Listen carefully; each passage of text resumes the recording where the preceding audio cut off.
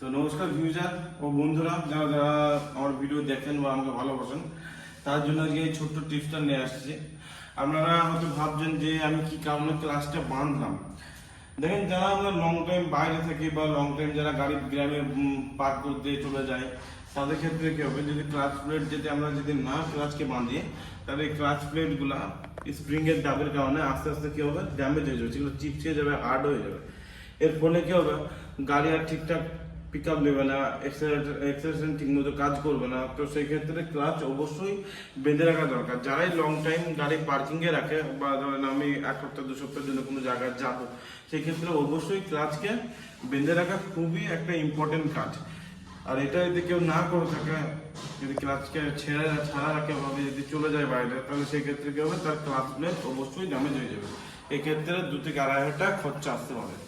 তো আপনার প্রিয় গাড়িটিকে যত্ন রাখুন, সুস্থ রাখুন। অবশ্যই এই কাজটা মনে রাখবেন। এই কাজটা আপনারা অবশ্যই নিজের গাড়ির সঙ্গে ট্রাই করে দেখবেন আপনার ক্লাচ প্লেট অনেক বেটার থাকবে।